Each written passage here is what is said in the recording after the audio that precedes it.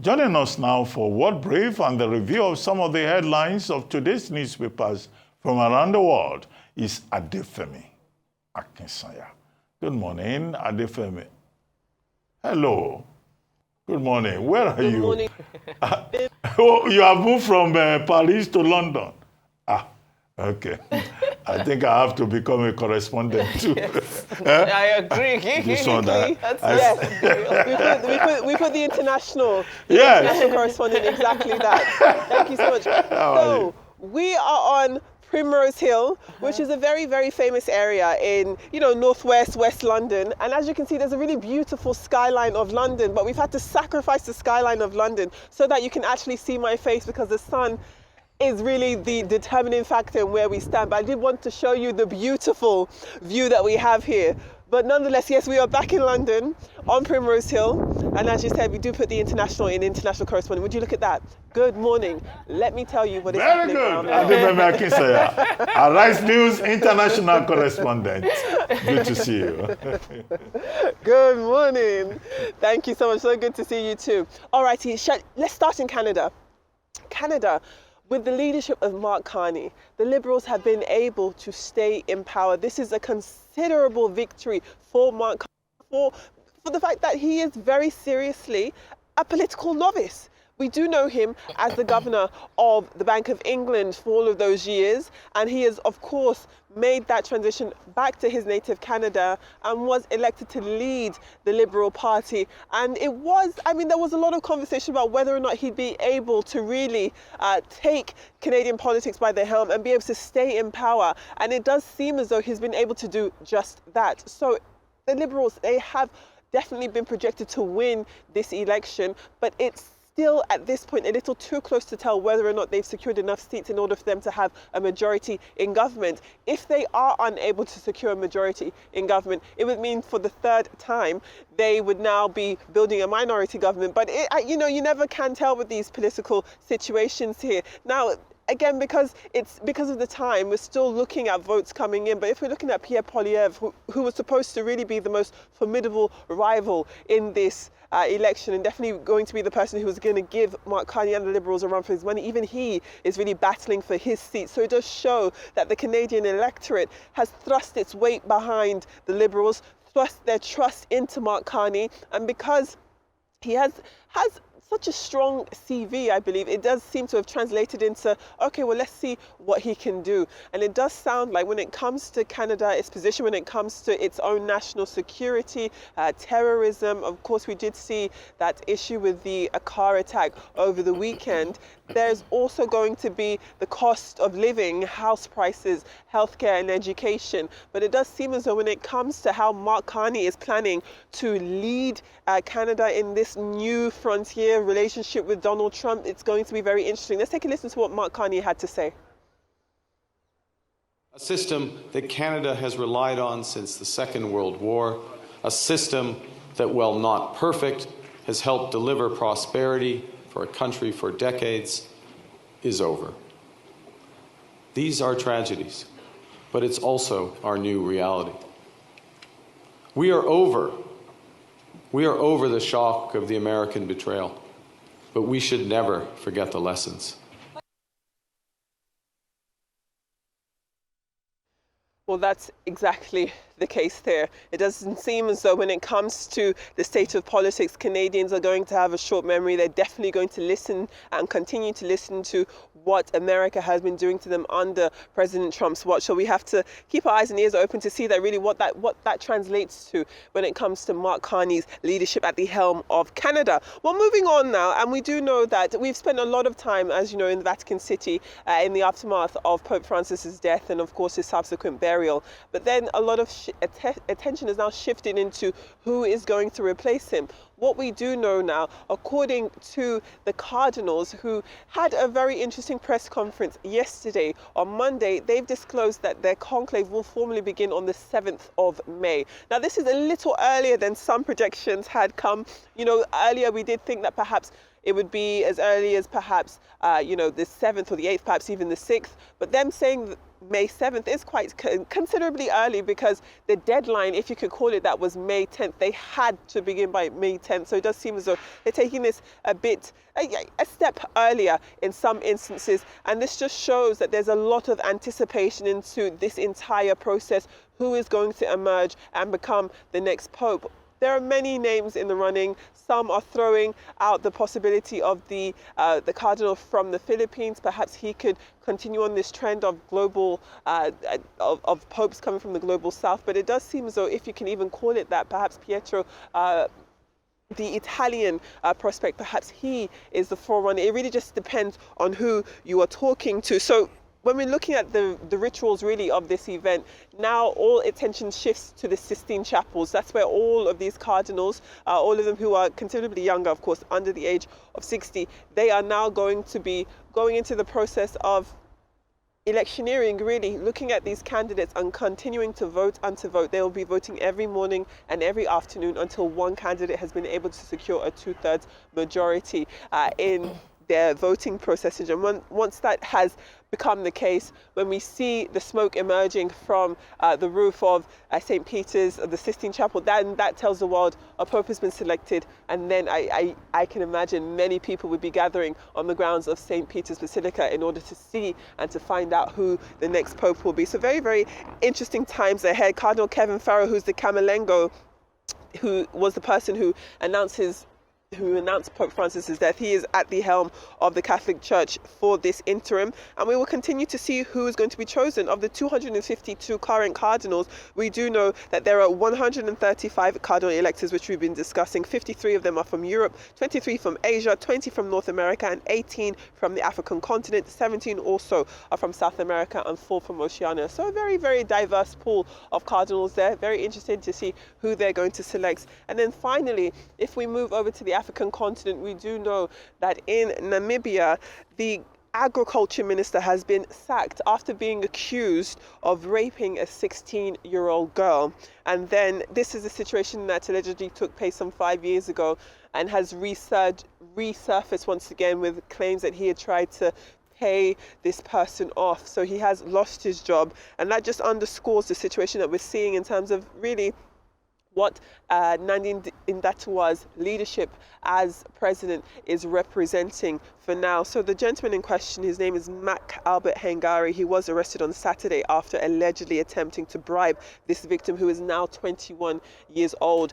The allegation is that he tried to bribe her so that she would withdraw her claim against him. This is a situation that happened when the young woman was 16 years old. She's now 21, and it is believed that Hengari, who's 59, did as he's accused, sexually assault her. Now, it is important to note that Hengari himself, 59 years old, has denied any wrongdoing against him. He has vehemently denied this, and so we will continue to see what this situation will continue to represent.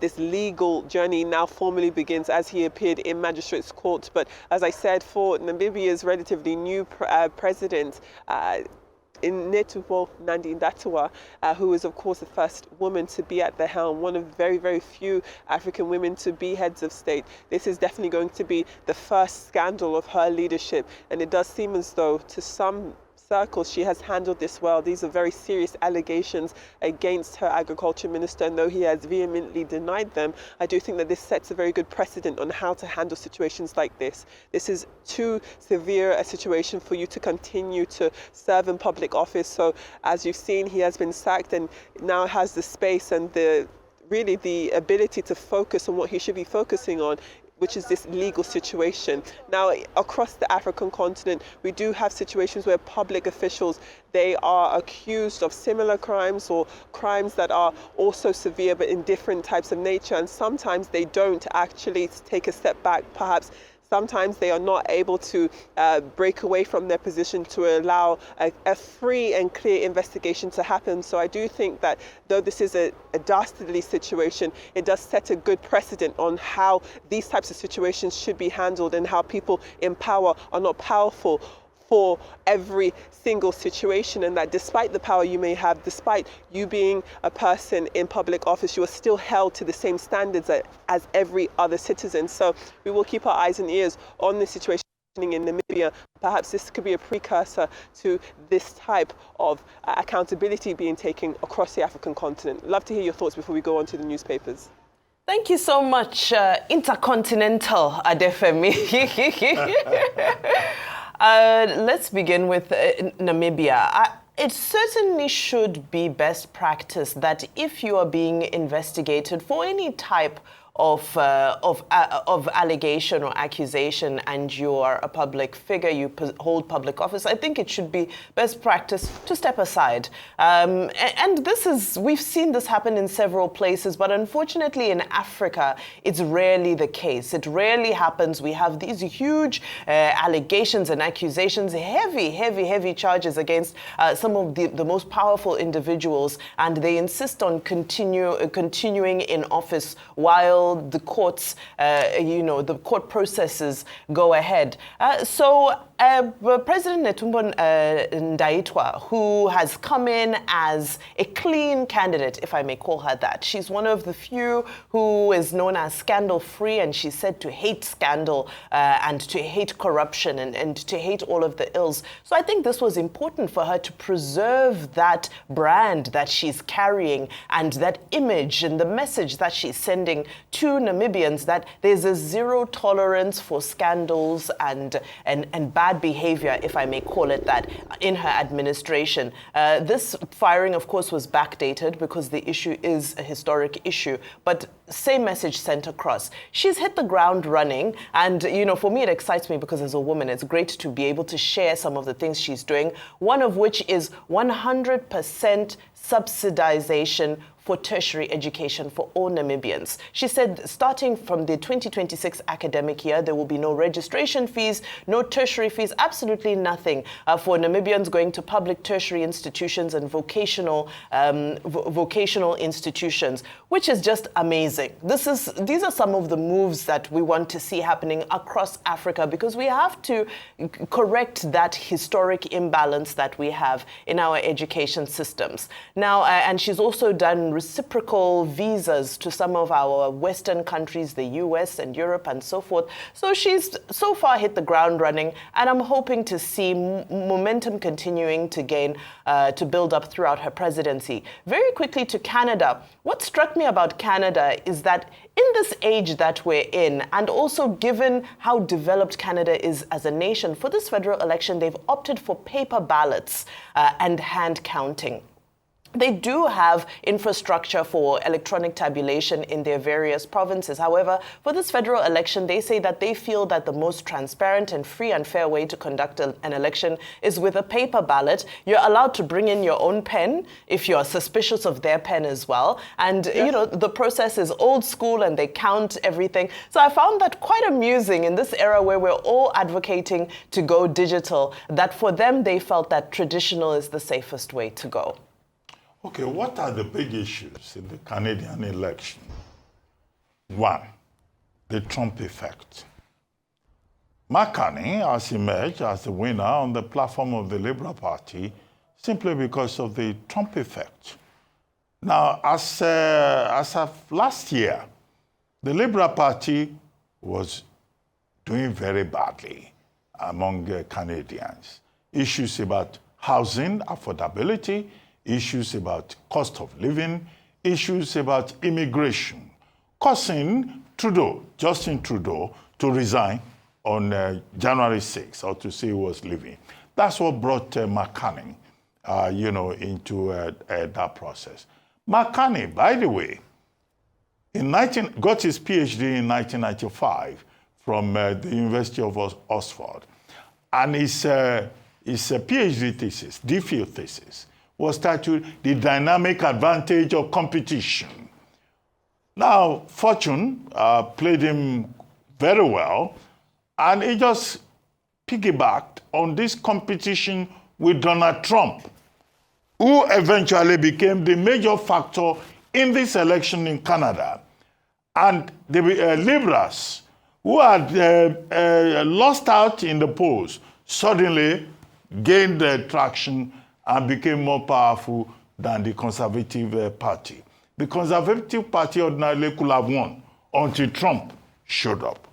And so you have Carney, 60-year-old, former governor of Canada, Bank of Canada, former governor of the Bank of England, imagine now as Prime Minister in Canada. So the Trump effect, we should not forget that. The other thing is that, yes, the Conservatives in this election, they improved.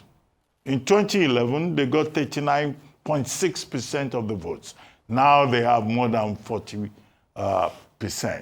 Well, the question is, what is now the future of the Conservative Party in Canada?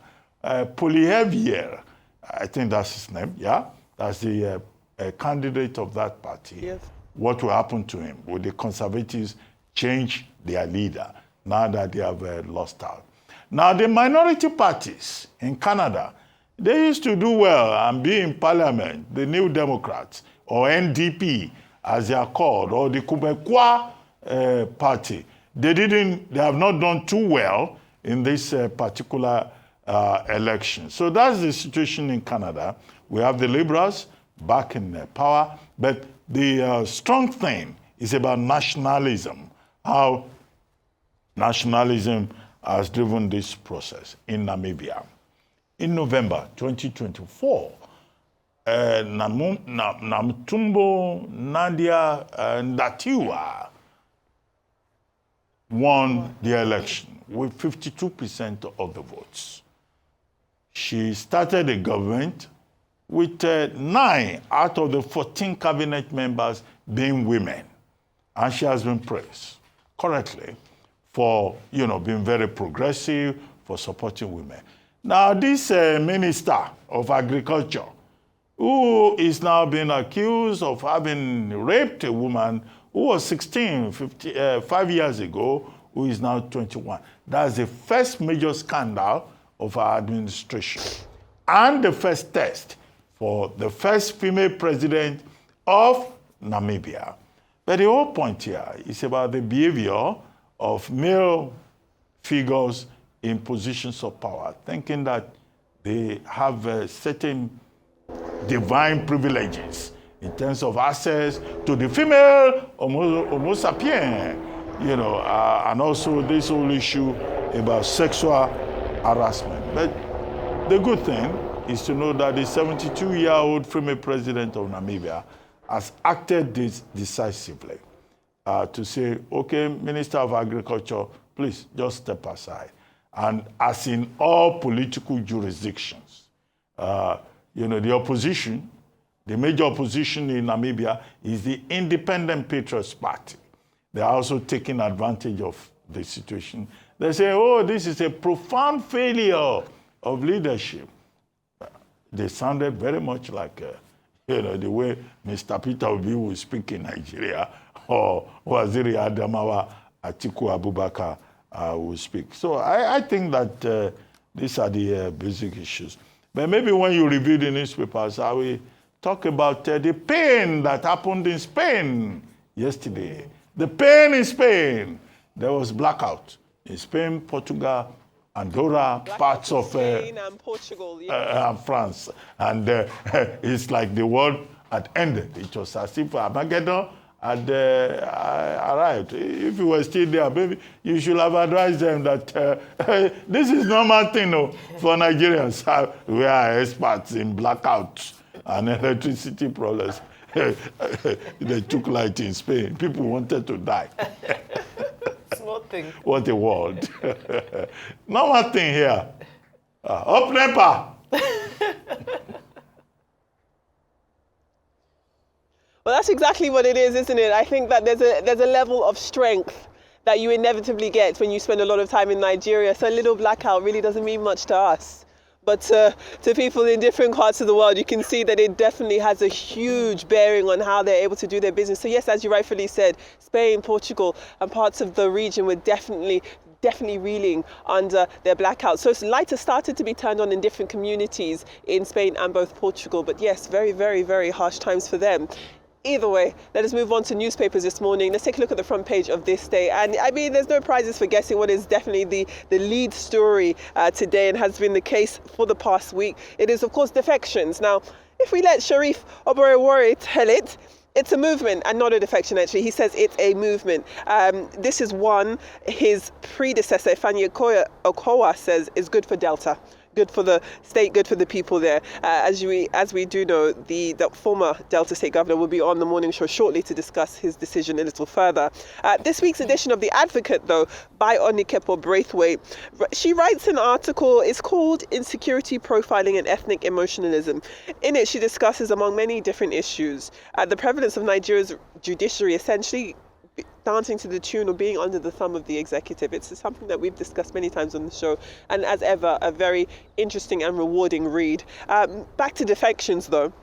If you look at the front page of the New Telegraph, you do have Vice President Kashim Shettima telling the new Delta State additions to the APC that they are co-owners and not tenants. And there could be more defections on the way, on the horizon. According to the Daily Sun, it reports that over 40 opposition members are set to join the APC as well. The Vanguard and the Tribune report similar headlines. Meanwhile, the Daily Independent leads with the National Health Insurance Scheme of Nigeria, it being at risk essentially due to the continuingly high and rising healthcare costs and poor regulation in the industry. And unfortunately, it is the people with policies who are going to be suffering. It is the people who are in dire need of adequate medical healthcare who are going to be feeling the brunt of this. And then finally, The Guardian focuses on fraud in education. 51 universities have been named in illegal deductions, accusations of illegal deductions and attendant exploitation of the Nigerian Education Loan Fund scheme. These schools allegedly made between 3,500 naira and 30,000 naira off of each student's institutional fee that was submitted and received from NELFund. Essentially, these universities are accused of collecting institutional fees from the government without refunding the full value back to the students at the point of disbursement. Now, schools involved, there are 51 of them. I won't name all of them, but among them is Yaba Tech in Lagos, also the Lagos State University of Education, the University of Nigeria in Nsukka, and the University of Abuja. As I said, there are 51 universities named in there, and it is quite a dastardly situation there. Those are your newspaper headlines.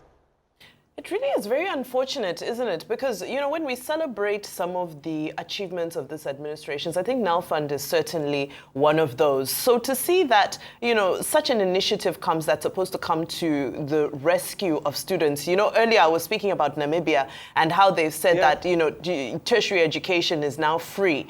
And here we're trying to create some sort of a cushion for our students to study. And the institutions are now the ones who are, you know, looking for ways to infiltrate and sabotage that and benefit from their own, you know, their own percentage from that. It's very unfortunate. But I know because of time, you didn't take some of the papers. Punch is what stood out to me this morning. Punch is leading with NNPC under fire as $897 million Warri refinery revamp flops. So that Warri refinery that we celebrated last year has been shut down since January. Port Harcourt refinery is operating at 40%. I know NMPCL currently is under new leadership and new management. However, this is, you know, sometimes we come on the program, we come on television, and they accuse journalists of, oh, we are being biased, we are being this.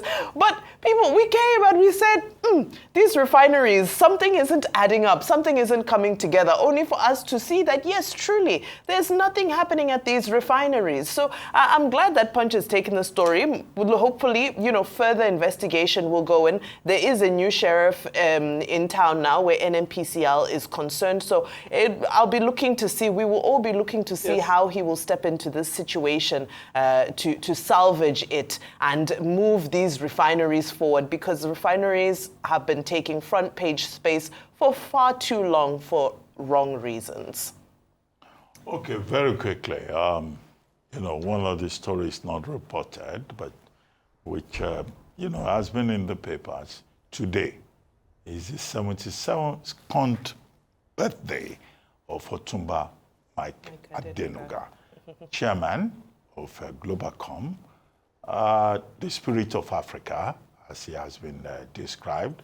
And I've seen quite a number of articles in the last few days celebrating him for his patriotism, for his global vision, for his humanism, for his commitment to the Nigerian estate, creating jobs and opportunities for many. This day, our sister publication has done quite a number of profiles on him within the last week, celebrating him. And I think on this occasion of his 72nd birthday, a man who has been honored, not just in Nigeria, but also in France and elsewhere, you know, for his promotion of enterprise, entrepreneurship. I think it's only fitting and appropriate that we wish him a very happy birthday.